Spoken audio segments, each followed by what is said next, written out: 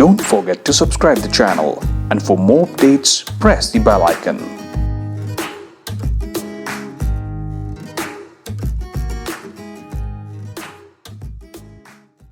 Hi, Namaskar. Welcome to Side Inside. I'm your host Rahul Sharma, and you are watching What's the Point. In this episode of What's the Point, I'll be discussing with you some data, some fact from the ground of Uttar Pradesh, as Uttar Pradesh will be undergoing Assembly Election 2022 next year. Well, this election would be very crucial because 2 years after that, in 2024, India will be undergoing the biggest democratic exercise of the world, Lok Sabha election. Well, as they say कि दिल्ली की कुर्सी का रास्ता उत्तर प्रदेश से होकर गुजरता है, इसलिए ये चुनाव बहुत ही महत्वपूर्ण है.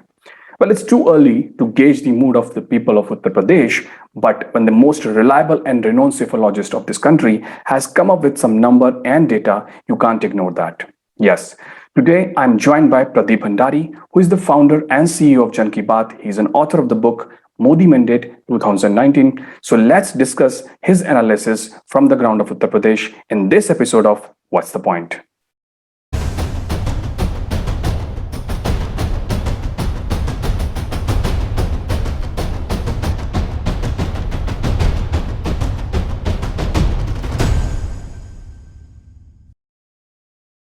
Hi Pradeep, welcome to Side Insight and to this segment, What's the Point? Pradeep, as you are known for the best psephology in this country, और मोस्टली आपके नंबर जो हैं वो बीजेपी को लेकर के एक्यूरेट होते हैं, एक्सेप्ट ऑन फ्यू ओकेजन्स. और अभी आपने उत्तर प्रदेश का एक सर्वे किया है, एक एनालिसिस आपने किया है, और आप उस एनालिसिस को अब जो आपने प्रेजेंट किया है. पहली बात तो ये, क्या हम इसको ओपिनियन पोल कह सकते हैं या opinion poll of the opinion poll कह सकते हैं इसको? What is your observation first about this? Thank you Rahul. First of all आप बहुत अच्छा काम कर रहे हैं और मैं काफी आपको थैंकफुल कहना चाहता हूं कि आपकी ऑडियंस के साथ मुझे जुड़ने का मौका मिल रहा है, और उम्मीद करता हूं कि आप ऐसे ही आगे बढ़ते रहें और ग्राउंड ब्रेकिंग स्टोरीज करें. राहुल, आपने कहा कि ज्यादातर टाइम सही होते हैं. हाँ, कभी कभी अच्छे अच्छे बैट्समैन भी आउट हो जाते हैं, तो वो मेरे साथ भी होता है. हम सब कोई भगवान नहीं है. The idea and intent always has been to be very accurate. Now, अभी जो है Rahul, it has been very premature. अगर मैं कोई वोट शेयर और सीट शेयर का एनालिसिस करूंगा इस महीने में, तो ये बहुत बेवकूफी होगी. तो इसीलिए इस वक्त मैंने उत्तर प्रदेश में अक्रॉस कास्ट लाइन्स लोग क्या सोच रहे हैं और अक्रॉस इश्यूज लोग क्या सोच रहे हैं, तो उस पे एक ग्राउंड स्टडी करी है जिसको मैंने प्रस्तुत किया था, जिसकी काफी इंटरेस्टिंग फाइंडिंग्स है, जिसके बारे में आगे मैं बात करूंगा. पर I will say that this conveys what are people of Uttar Pradesh thinking across caste lines on different issues. It does not do anything of vote share, seat share, because it is very, very premature. 7 to 8 months before the elections, or 5-6 months before the elections, to do a vote share, seat share causation and present it in the public. That's true. That's the reason मेरे को लगा कि मैं आपसे पूछूं कि ये बहुत जल्दी होगा एनालिसिस, बट स्टिल आपने जो भी स्टडी किया उसको मैं जानना चाहूंगा. बट अभी हाल फिलहाल में जो भी कुछ दिल्ली में घटित हो रहा है, बहुत कम टाइम में दिल्ली में बहुत सारी चीजें पॉलिटिकली इवेंट्स हुए हैं, और उन सब का जो इम्पैक्ट है वो उत्तर प्रदेश पर जो है पड़ेगा, ऐसा विपक्ष का मानना है. तो मैं डिफरेंट लेयर्स में इसको डिस्कस आपके साथ करना चाहूंगा. पहले तो आपसे जानना चाहूंगा कि आपका जो ऑब्जर्वेशन रहा है, जो आपने एनालिसिस अब किया है, उसमें आपको क्या लगता है कि उत्तर प्रदेश सरकार से जो लोग हैं वो किन मुद्दों पे ज्यादा सेटिस्फाइड हैं, और किन मुद्दों पे लगता है कि बीजेपी को अभी और काम करना चाहिए था पर नहीं हुआ? अगर बात करें कि सबसे बड़ा उत्तर प्रदेश के अंदर अगर मुद्दा है जिससे लोग बीजेपी से खुश नहीं है, तो वो है महंगाई का मुद्दा, हाउस होल्ड इन्फ्लेशन का मुद्दा. ये सबसे पहले बड़ा मुद्दा है. अगर बात करें कि पॉजिटिव जो सरकार के पक्ष में सबसे ज्यादा जाता है, वो है कि लॉ एंड ऑर्डर पे सरकार ने काफी अच्छा काम किया है. तो ये एक सबसे बड़ी वीकनेस मैंने आपको बताई, और एक सबसे बड़ी पॉजिटिव बताई है. अब इलेक्शन के करीब इन दोनों में से कौन सा इशू जो होगा वो आगे बढ़ेगा, वो देखना. अगर मैं बात करूं अगर मैं बात करूं कि एज अ इंडिविजुअल फेस, तो चीफ योगी आदित्यनाथ जी को 8% जो लोग ज्यादा पसंद करते हैं compare to an Akhilesh Yadav and others. But साथ में इसके साथ आपको दूसरे डेटा फाइंडिंग को देखना होगा कि 42% लोग ये भी कहते हैं कि उनके लिए जो कैंडिडेट का टिकट होगा वो भी इंपॉर्टेंट होगा. तो that is also very important. So आपके एमएलए से अगर लोग व्यक्ति डिसग्रंटल्ड है और इसलिए वो मान लीजिए योगी आदित्यनाथ के अगेंस्ट वोट करता है, तो वो भी चीज हो सकती है, या एमएलए का डिसग्रंटलमेंट है, स्टिल वो योगी के पक्ष में वोट करता है, that is one thing. Caste composition में अगर आप देखेंगे तो नॉन यादव ओबीसी जो है वो बीजेपी के साथ अभी बना हुआ है, यादव्स और मुस्लिम्स मेजोरिटी समाजवादी पार्टी के साथ बने हुए हैं। जो जाट्स है 55% वो वेस्टर्न यूपी में अभी बीजेपी के साथ में नहीं है, अभी उनने मन नहीं बनाया, पर वो इतने सरकार के साथ में नहीं है। अगर हम एससी कम्युनिटी की बात करेंगे तो उसमें बीजेपी ने जाटव एससीज के अंदर अपना एक वोट जो है because of welfare schemes of prime minister and the UP government एक किया है, और नॉन जाटव एससी के अंदर वोट डिवाइडेड है between different parties. As of right now जितना मायावती जी का पहले 2012 में इम्पैक्ट होता था उतना इम्पैक्ट अभी नहीं देखने को मिला है in terms of the Jatav in the non Jatav SC caste. Brahmans की अगर बात करेंगे तो कानपुर के रीजन के अंदर ब्राह्मण्स के अंदर नाराजगी है, पर वो हर रीजन की बात नहीं है। अब वो आगे चल के कैसे पैन आउट होगी वो देखना होगा। प्रदीप, ये तो आपने एक ओवरऑल एनालिसिस दिया बहुत क्विकली, बट मैं ये जानना चाहूंगा, अगर अब मैं आपके एनालिसिस को पढ़ रहा था उसमें मैंने देखा कि आपने कहा है कि 70% लोग लॉ एंड ऑर्डर से खुश हैं, 45% जो है वो अभी भी इन्फ्लेशन को एक मुद्दा मानते हैं, जिसकी वजह से वो कहीं ना कहीं लॉ एंड ऑर्डर सिचुएशन ज्यादा इन्फ्लेशन को वेटेज देते हैं। लेकिन आपने बहुत इंटरेस्टिंग फैक्ट सामने रखा, और मैं पहला उसी चीज को समझना चाहता हूँ कि अभी जो जिस तरह से किसान जो फार्मर प्रोटेस्ट चल रहा है दिल्ली में, जिसको जबरदस्ती ड्रैग किया जा रहा है उत्तर प्रदेश की तरफ, और वेस्टर्न उत्तर प्रदेश का जो इलाका है वहां पर बीजेपी ने पहले भी जो है परफॉर्मेंस वहां पर as compared to the rest of the Uttar Pradesh इतनी ज्यादा नहीं थी, और अभी उसको मुद्दा बनाया जा रहा है। अब आपने कहा कि 55% आपने जर्नलिस्ट किया कि लोगों को इसका कोई इसकी अवेयरनेस ही नहीं है इस बिल के बारे में, और वो इस चीज को मुद्दा नहीं मानते हैं। लेकिन आपको क्या लगता है कि वेस्टर्न उत्तर प्रदेश जो एरिया जो राकेश सिंह टिकैत की एक तरह से एक भूमि भी है उनकी अपनी, लेकिन वहां कभी वो जीत नहीं पाए, लेकिन आपको क्या लगता है ये मुद्दा रहेगा उत्तर प्रदेश में? देखिए, हर रीजन के अंदर किसान बिल एक मुद्दा नहीं है बिल्कुल भी। तो अगर 55% लोगों को तो इसके प्रावधान के बारे में भी नहीं पता है। तो ये जो ज्यादातर मुद्दा इम्पैक्ट जो बीजेपी को नेगेटिवली कर सकता है वो जाट समुदाय में कर सकता है, क्योंकि जाटों के रिस्पेक्ट में एक हरियाणा की पॉलिटिक्स का भी इम्पैक्ट है, और ये जो एक अभी किसान आंदोलन का जाट समुदाय में एक इम्पैक्ट हुआ है। तो अब देखना होगा इलेक्शन के करीब क्या जाट मुसलमान के साथ आता है। अगर ऐसा आता है तो फिर डेंट वेस्टर्न यूपी में एक मार सकती है opposition parties. So that is what has to be seen. अभी मैंने कहा है कि 55% जो है वो गवर्नमेंट के साथ में नहीं है in western UP. They are not made up their mind right now. So we have to see elections के करीब, मान लो जाट स्टार्ट थिंकिंग, जाट अपने आप को हिंदू पहले सोचेगा, जाट बाद में सोचेगा, तो बीजेपी को फायदा होगा। अगर जाट अपने आप को सोचेगा नहीं हमको अब सबक सिखाना है, ये जो हुआ है वो गलत है, तो फिर बीजेपी को नुकसान हो सकता है। तो ये एक चीज इज देयर। बट ओवरऑल ये है कि एक छोटी सी जो बीजेपी की फेमस आती है कि लोगों को लगता है कि अगर अखिलेश यादव जी की सरकार आ जाएगी तो मुस्लिम्स और यादव्स का गठजोड़ जो है वो बहुत स्ट्रांग हो जाएगा। तो कई जगह उसके कारण भी दूसरी कास्ट कंसोलिडेशन हो सकता है। But again house hold inflation एक मुद्दा है। तो क्या इलेक्शन आने के करीब मान लीजिए महंगाई महिलाओं का वोट डाइवर्ट कर देगी बीजेपी से दूसरी की तरफ। So many things are there is what we have to see. Law and order सबसे ज्यादा पक्ष में, तो क्या लॉ एंड ऑर्डर का जो पॉजिटिव है वो महंगाई के नेगेटिव से ज्यादा होगा? या मान लीजिए ये सब कोई मुद्दा ही नहीं रह जाता है, लोग ये सोचते हैं कि भाई योगी आदित्यनाथ ही जो है प्रदेश को आगे ले जा सकते हैं तो इसलिए उनको मौका दे दो। तो these are all multiple layers. It is not अभी इट्स नॉट ये यूनिडायरेक्शनल एज वेल। आपने ये कास्ट बेस्ड एनालिसिस बताया, we know that caste politics is the underline of UP always, but कहीं ना कहीं मुझे लगता है कि अभी जो एक दूसरा मुद्दा उठ के जो आया है, जैसे आपने ब्राह्मण वोट्स की बात करी कि किस तरीके से जब विकास दुबे का एनकाउंटर हुआ था उसके बाद से लेकर एक डिफरेंट टाइप ऑफ पॉलिटिक्स हमने देखी है उत्तर प्रदेश में, जब अपोजिशन ने बहुत ज्यादा बीजेपी को एंटी ब्राह्मण बताने की कोशिश की है। और उसके बाद जिस तरह जितिन प्रसाद की एंट्री होती है बीजेपी में, फिर ये स्पेकुलेशन की जाती है कि अब जो है वो बीजेपी की तरफ जो ब्राह्मण वोट जो टूट रहा था वो किस तरह से दोबारा जुड़ेगा, क्योंकि जतिन प्रसाद एक ऐसे व्यक्ति हैं जिन्होंने ब्राह्मण को लेकर के बहुत काम किया उत्तर प्रदेश में, उनकी इमेज ऐसी है। तो आपको क्या लगता है कि जितनी भी ये स्पेकुलेशन चल रही है कि ब्राह्मण नाराज चल रहा है उत्तर प्रदेश में सरकार से, योगी सरकार से, उस पर आपका क्या लगता है, आपका क्या एनालिसिस है? देखिए, डेटा ये बताता है राहुल जी की कानपुर के अंदर तो नाराजगी है, कानपुर वाले बेल्ट में। अब ये नाराजगी कैसे दूर होती है वो देखना होगा। बाकी के बेल्ट्स के अंदर कितनी नाराजगी है वो इस वक्त प्रकट होके नहीं आ रही है। तो ये ऐसा नहीं है कि उत्तर प्रदेश के हर रीजन के अंदर ब्राह्मण नाराज है, पर कानपुर वाली बेल्ट के अंदर जरूर कुछ मतभेद है सरकार के साथ और कुछ नाखुशी है। और इसमें जो आपने विकास दुबे के एनकाउंटर वाली बात का जिक्र किया वो बात भी एक इम्पोर्टेंट आती है, नो डाउट अबाउट इट। पर ये कहना कि हर ब्राह्मण जितिन प्रसाद के आने से बीजेपी के साथ आ जाएगा, वो मैं नहीं मानता हूँ। अगर ब्राह्मण अपने आप को हिंदू फर्स्ट सोचेगा और ब्राह्मण लेटर सोचेगा तो बीजेपी को इससे फायदा होगा। पर अगर ब्राह्मण ये सोच लेगा कि उसको सबक सिखाना है और भाई ये सरकार ने ब्राह्मणों का ख्याल नहीं रखा, तो फिर ब्राह्मण एज अ ब्लॉक वोट करेगा। अभी पूरे यूपी में ये फिनोमेना नहीं देखने को मिल रहा है, पर ये कानपुर वाले बेल्ट के अंदर it is not very pro BJP, right. But जिस तरह से ये जो पूरा भी मैंने आपको घटनाक्रम बताया, जिस तरह से ब्राह्मण वोट को लेकर के बात की जा रही थी, उसके बाद ये चीज बार बार उठती रही है। और अभी भी जिस तरह से कांग्रेस एक मुद्दा बना के चल रही है कि बीजेपी एंटी ब्राह्मण है, बीजेपी एंटी ब्राह्मण है, तो क्या आपको लगता है कि ये आपने कानपुर बेल्ट की बात करी, लेकिन अगर बीजेपी इसको काउंटर करने जाए तो राम मंदिर एक बहुत बड़ा एक तरह से अचीवमेंट है बीजेपी की, जिसका क्या आपको लगता है इसका इन्फ्लुएंस रहेगा through out the state BJP का इस चीज को लेकर के?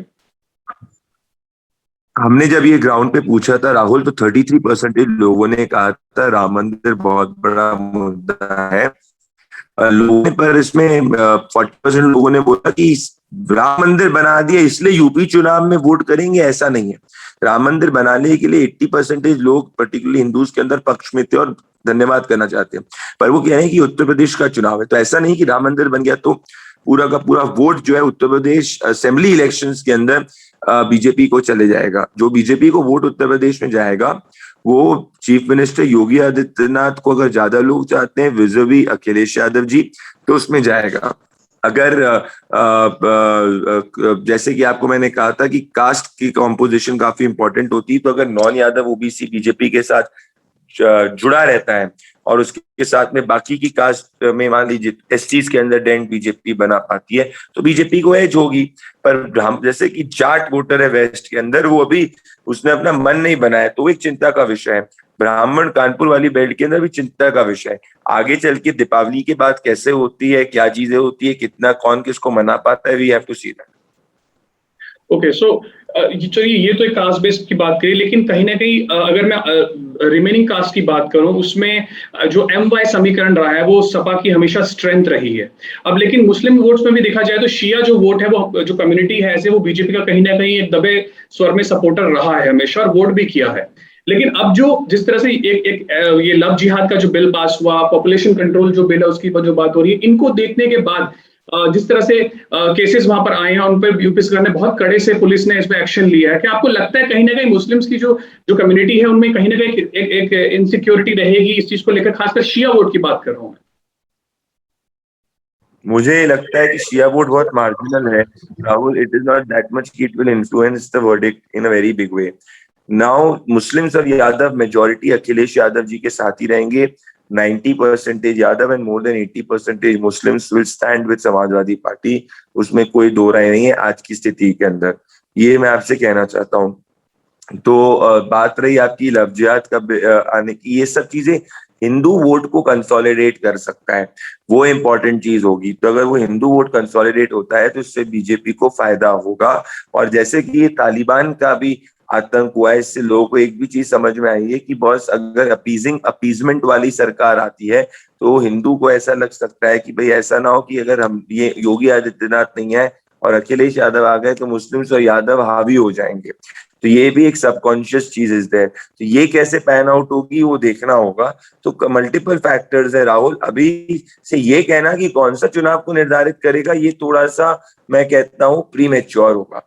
But at this moment, what we can definitely say is that Muslims and Yadavs will completely go. और बीजेपी के साथ भी non-Yadav OBCs come strongly there. So when non-Yadav OBC is strongly there with the BJP and Muslims and Yadavs are completely there with the Samajwadi Party, तो Muslims Yadav मिला के 24-25% का minimum vote आ जाता है। 17 और 8-9 मिला लूं तो मैं 25%। Non Yadav OBC at least 35% plus रहता है। So we have to see that. तो गेम विल बी, अगर वेस्ट में suppose Jat and Muslims come together so BJP को कई सीट्स पे नुकसान हो सकता है। If Jat thinks himself as Hindu first then उतना नुकसान नहीं हो सकता। So these are factors on the ground right now Rahul. Personally जैसे आपने मुझे ये चीज बताई कि अभी जो आपका ऑब्जर्वेशन रहा उसमें आपने बताया कि बस ये किसान मुद्दा अभी इतना बड़ा इम्पैक्ट नहीं करेगा, जिस तरह से आपने बताया कि 55% जो है आगे भी नहीं होगा राहुल, आगे भी नहीं होगा राहुल, आगे भी नहीं होगा। आगे भी जब किसानों से बात करी तो ऐसा नहीं है कि उत्तर प्रदेश का किसान बिल का विरोधी है, ये नहीं है। ये पंजाब में एक मुद्दा है, हरियाणा में कई जगह मुद्दा है, ऐसा नहीं है। अगर आप पश्चिम से दूर चले जाएंगे, अवध में चले जाएंगे, गोरक्ष में चले जाएंगे, ईस्ट में चले जाएंगे, तो ये मुद्दा आपको नहीं दिखेगा इतना बड़ा। इनफैक्ट 55% लोगों को तो किसान बिल के बारे में पता ही नहीं है। तो राकेश टिकैत सोचे कि भैया वो उत्तर प्रदेश के नेता बन जाएंगे तो खुद की पार्टी चालू कर दे। दम नहीं है खुद की पार्टी चालू करने में, क्योंकि पता है खुद की पार्टी चालू करेंगे तो जमानत जब्त हो जाएगी अलग अलग जगह।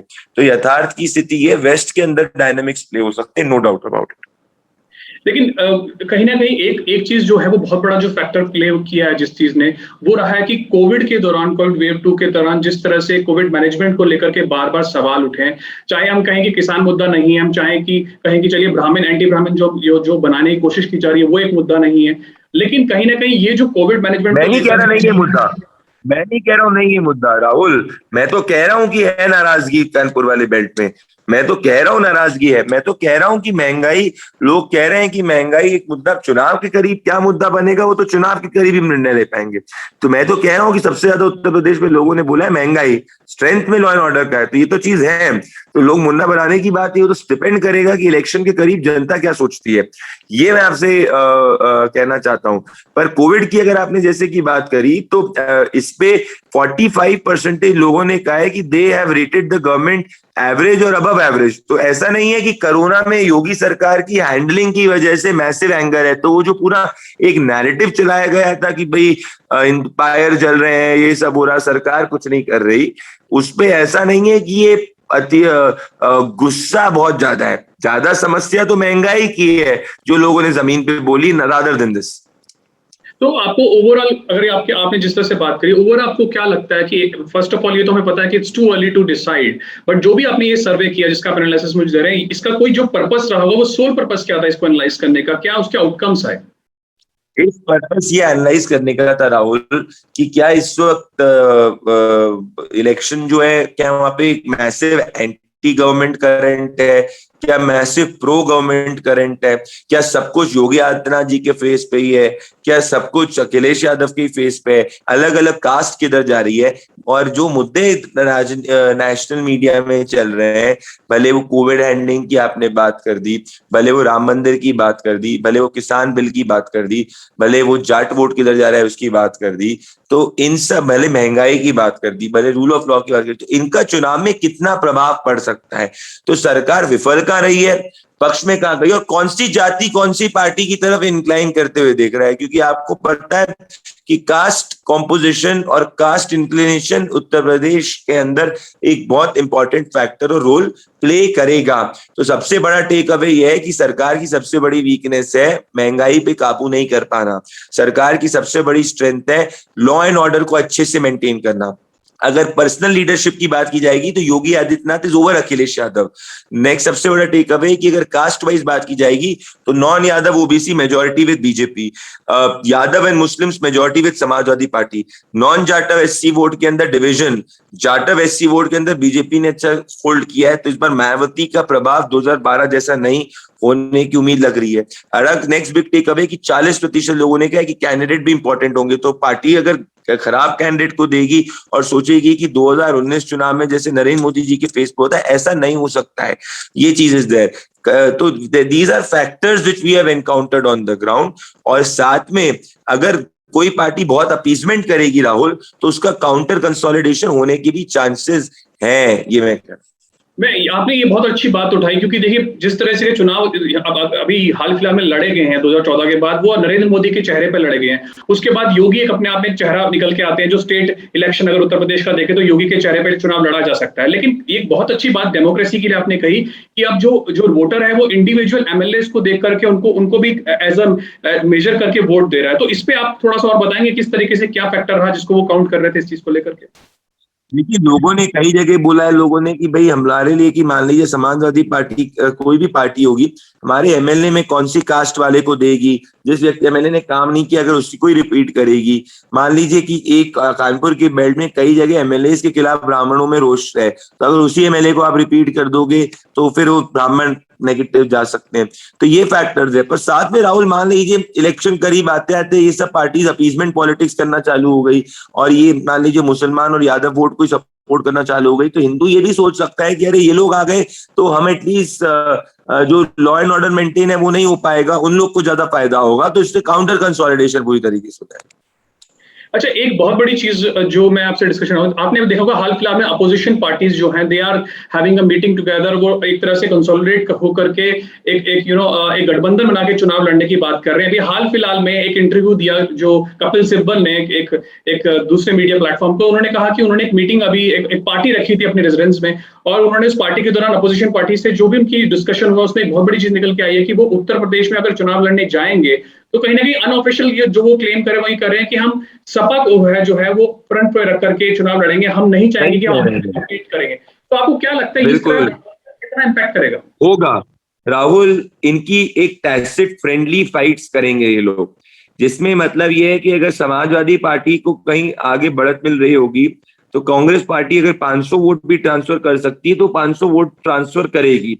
अगर ये पीछे पीछे देखेंगे कि आरएलडी भी है, वो सोचेगी कि भाई अगर समाजवादी पार्टी के साथ में हो सकता है साथ में ही दोनों आ जाए, तो ये फ्रेंडली फाइट्स होने वाली है बीजेपी के अगेंस्ट। ये ऊपर अलायंस नहीं करेंगे कई जगह, पर ये पीठ पीछे इन लोग की साठगांठ जरूर रहने वाली है। तो इनका ये होगा 1000-2000 वोट भी क्लोज सीट्स पे ट्रांसफर कर देंगे, तो क्या इससे हमारा फायदा होगा? तो ये चीज is something which can happen. अगर हिंदुत्व इलेक्शंस के करीब का चलेगा तो ये सब फैक्टर्स का कोई वैल्यू नहीं होगा।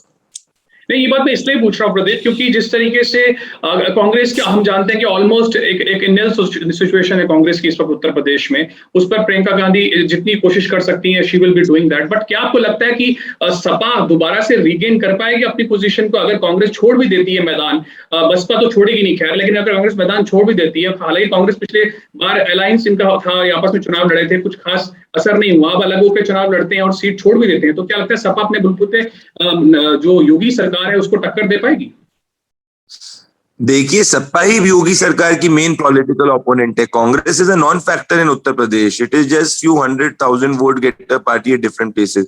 BSP is also not in individual competition to get. In fact उसका वोट शेयर कम हो जाएगा तो मैं अचंभित नहीं हो जाऊंगा। What I am trying to say, depend करता है, वो ब्राह्मणों को भी अपील करने की कोशिश कर रही है। So Samajwadi party is the principal opponent of BJP in Uttar Pradesh. There is no denying the fact. Everybody else is a stepney in that fight. But इसमें एक और जो फैक्टर अब जुड़ गया है वो आम आदमी पार्टी जिस तरह से एक प्रोजेक्शन दे रही है अभी से कि हाँ वो समाजवादी पार्टी को सपोर्ट कर रही है। क्या आपको लगता है आम आदमी पार्टी कुछ करेगी? आपको लगता है आम आदमी पार्टी एक मुद्दा इम्पैक्ट कर सकती है? नहीं, मैं ये नहीं कह रहा, मैं ये कह रहा हूं कि वो समाजवादी पार्टी को सपोर्ट करेगी। इम्पैक्ट आम आदमी पार्टी का उत्तर प्रदेश में इतना खास नहीं होगा। उत्तर प्रदेश चुनाव में बेसिक चीज, अगर आदमी योगी आदित्यनाथ को वैसे मुख्यमंत्री वापस से चाहेगा तो मेजॉरिटी योगी वोट आगे होगा। अगर लोग चाहेंगे कि भाई योगी को नहीं रखना है तो वो उस तरीके से जो बीजेपी का कोर वोट है, बीजेपी के साथ पिछले वोट है, उसमें जो वो उसमें डाइल्यूशन आएगा और वो जाएगा समाजवादी पार्टी लेड अलायंस की तरफ। ये चीज है, वो कोई कांग्रेस की तरफ जाने में बहुत कम चांसेस है। बीएसपी का रोल क्या होगा वो इलेक्शंस के करीब पता चलेगा, बट अभी क्योंकि नॉन जाटा, वो जाटा वोट के अंदर बीजेपी ने एक डेंट बनाया है, तो इसलिए आप देखिए बीएसपी ब्राह्मणों को साथ में लेके कोशिश कर रही है, which is very very interesting. अच्छा, मैं एक चीज अगर मैं आपको ओवरऑल बोलूं, आपने जो भी एनालिसिस किया अभी हाल फिलहाल में, अगर इसमें आपको मैं ये बोलूं कि कोई भी 3 स्ट्रेंथ अगर बीजेपी के निकल के आई है और 3 वीकनेस निकल के आई है जिसमें बीजेपी को काम करना चाहिए, वो क्या है? Strength number 1, law and order. BJP को सब लोग कहते हैं कि जिस तरीके से उत्तर प्रदेश में काम किया है लॉ एंड ऑर्डर पे 70% लोगों ने कहा that's the biggest strength. Strength number 2 is that अभी भी हिंदुओं के अंदर एक थॉट प्रोसेस है कि योगी आदित्यनाथ और बीजेपी और नरेंद्र मोदी जी के उससे हमारे स्टेट के अंदर मान लीजिए अपीजमेंट पॉलिटिक्स नहीं होगी। That is the number 2 strength. ये बहुत बड़ी स्ट्रेंथ है। नंबर 3 स्ट्रेंथ अगर है कि जो वेलफेयर स्कीम्स सेंटर की और स्टेट की आखिरी तक पहुंची है, अगर वो वोट्स में कन्वर्ट होती है तो काफी इंपॉर्टेंट वोट वो एससी वोट्स में काफी लाभदायक हो सकती है। ये 3 स्ट्रेंथ्स है बीजेपी की सबसे बड़ी। और नॉन यादव ओबीसी में तो स्ट्रॉन्ग होल्ड है बीजेपी का भी। जो वीकनेस नंबर 1 महंगाई, जो हाउस होल्ड महंगाई वो सबसे बड़ा मुद्दा है। वीकनेस नंबर 2 है कि Jat voter in the west और ब्राह्मण इन कानपुर रीजन, उसको आप किस तरीके से साठगांठ उसके साथ करेंगे, उनको अपनी तरफ रखेंगे, ये देखना दिलचस्प होगा क्योंकि वो अभी मन नहीं बना है। तो वीकनेस नंबर 3 ये कि कैंडिडेट टिकट वितरण के अंदर आप किस तरीके से राइट टिकट वितरण कर पाएंगे, वो देखना दिलचस्प होगा क्योंकि वो जब होगा तभी जाके आपका डेफिसिट कम होगा। तो ये 3 जो है, ये 3 वीकनेस है और वो और करप्ट, ये 3 बड़ी स्ट्रेंथ्स हैं।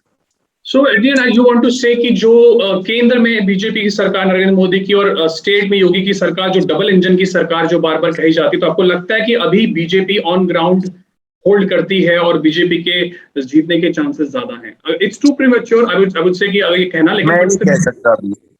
अगर BJP is able to get the Hindu, अपने आप को हिंदू पहले सोचेगा और वो बीजेपी के साथ चीज रहेगा, then I am telling you BJP will have an advantage. Otherwise, if Brahman and Jats decide to go away, then BJP can have some issues.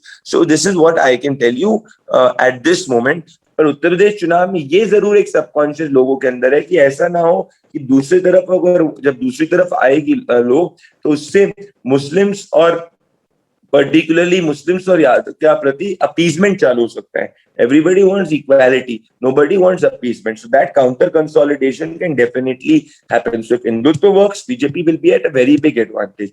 But these issues of household inflation is a big issue. Law and order is a big positive.